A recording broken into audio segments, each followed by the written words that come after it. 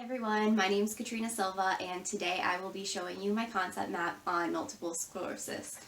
So we'll be covering the risk factors, the pathophysiology, the history, the physical exam findings, testing, and treatment.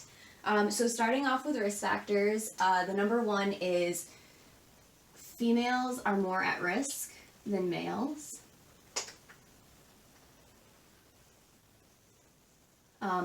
Patients within the ages of 20 to 30, 20 to 40. Also, prevalence has been found to be higher in northern altitudes, so everywhere above the equator.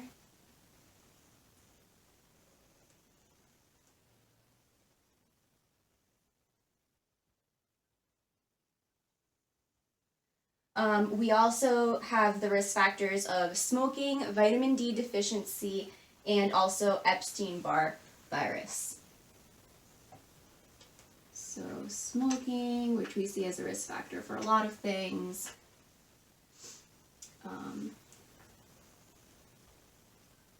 Vitamin D deficiency and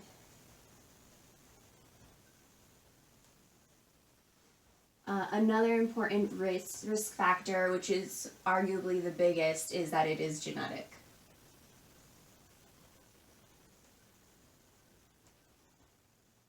All right, so then we have the pathophysiology. So multiple sclerosis is an autoimmune response to the self or microbial agents in genetically susceptible individuals. So we'll start that over here.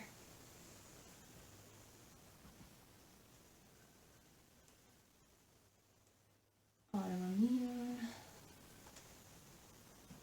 self, and to microbes.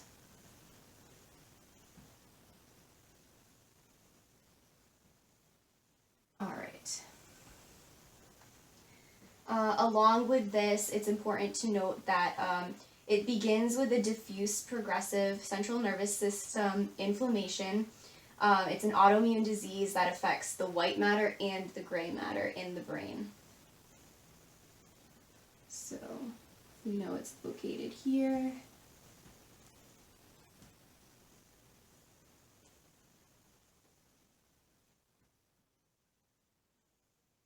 And we know white and gray matter.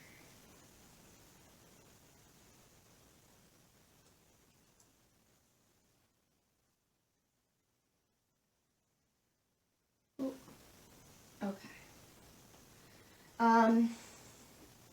So this then begins with an autoreactive T and B cells plus macrophages breaching the blood-brain barrier due to the upregulation of adhesion molecules and inflammatory cytokines. So we talked a lot about this in immunology, T and B cells, macrophages,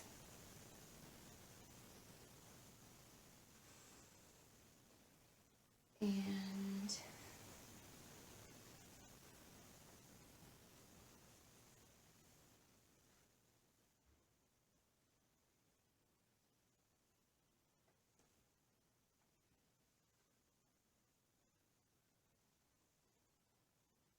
adhesion molecules and cytokines.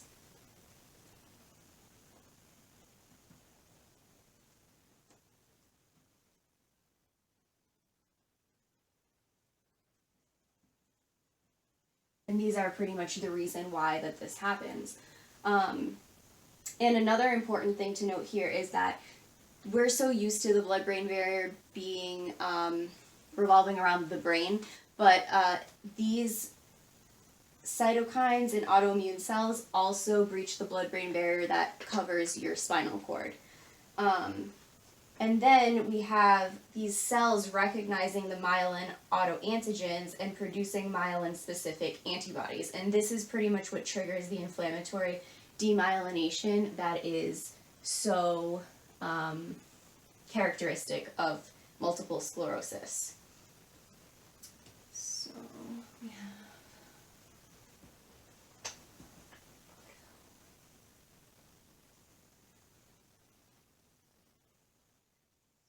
I'm going to do myelin first.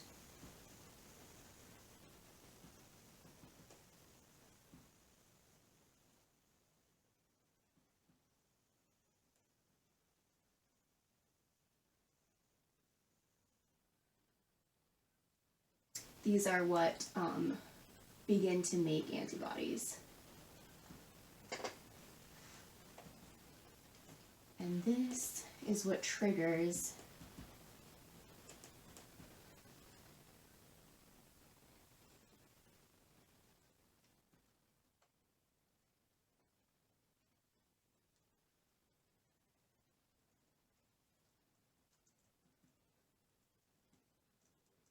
all right, and then kind of next in the storyline, we have a loss of oligodendrocytes, the myelin sheath, axons that remain relatively preserved, and glial scar formation.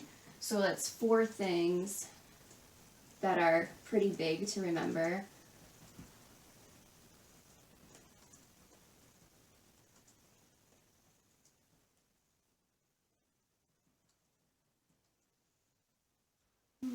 We'll do and.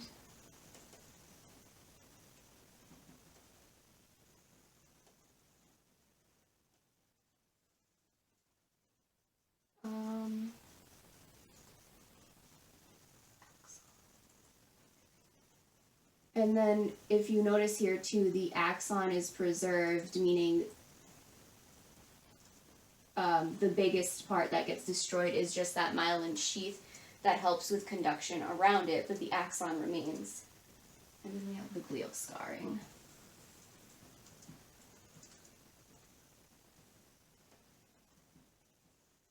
All right. Oh, kind of erased that.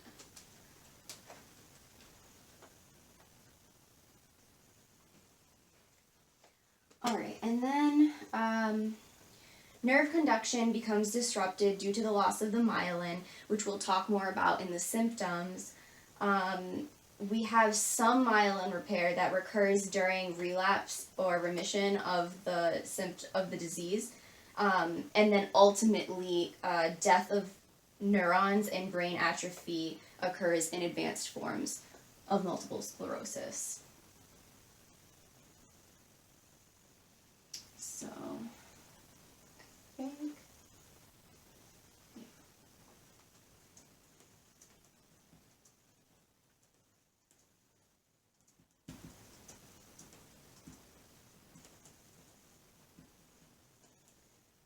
nerve conduction is disrupted.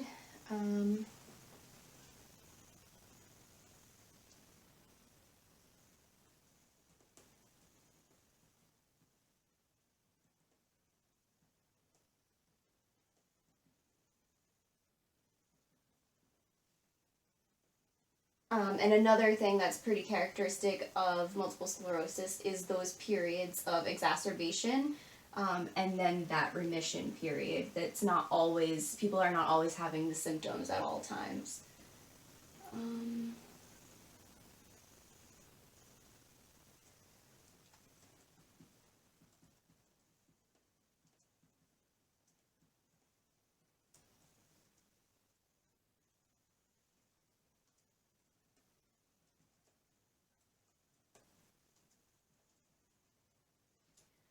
And then some other important things to just go along with this is that lesions that are found in both white and gray matter, but a larger amount of immune and iron deposits are found in the gray matter.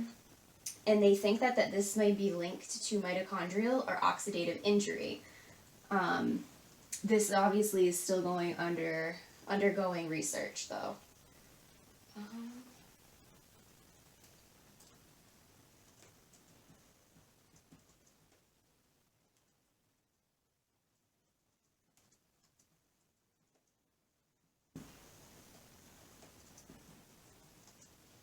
And the life expectancy for these patients is decreased by 5 to 10 years. Expectancy. I just want to spell this correctly.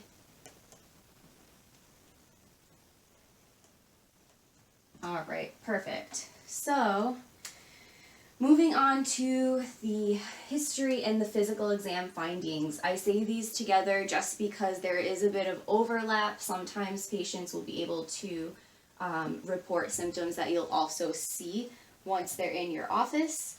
But we can start with bowel and bladder. This is usually going to go one of two ways. So your patients will either show up with symptoms of, I'm going to start pretty high just because there's a lot of symptoms. They will either show up with symptoms that are constriction of the muscle or relaxation of the muscle. And the muscle that we're speaking of when it's the bowel and bladder symptoms is the detrusor. So we'll put that here.